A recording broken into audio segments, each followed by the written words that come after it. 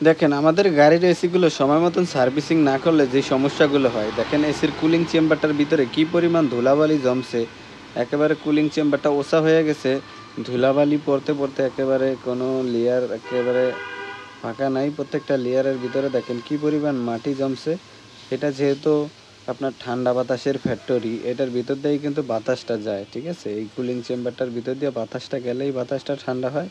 এই cooling chamber, এই cooling চেম্বারের বক্স, ব্লোয়ার এগুলো সবসময় পরিষ্কার রাখতে হবে। না হলে আপনার এটা যেহেতু ভিতর দিয়ে বাতাসটা যায়, এই বাতাসের সাথে বিভিন্ন দুর্গন্ধ ছড়াইতে পারে। দেখেন টিকটিকি ময়ূরে হুটকি দিয়ে গেছে। এরকম যদি ময়লা, ধুলাবালি, টিকটিকি বা বিভিন্ন পোকামাকড় যদি এরকম ময়রা পইরা থাকে এই ব্লোয়ার বক্সের ভিতরে অথবা এই কুলিং চেম্বারের ভিতরে, তাহলে আপনার গাড়ির ভিতরে দুর্গন্ধ ছড়াইতে পারে। তো সবসময় চেষ্টা করবেন গাড়ির এসিটা সময় মতন সার্ভিসিং করা। তো প্রত্যেকটা গাড়ি প্রতি ১.৫-২ বছর পর পর সার্ভিসিং করা সবচেয়ে ভালো।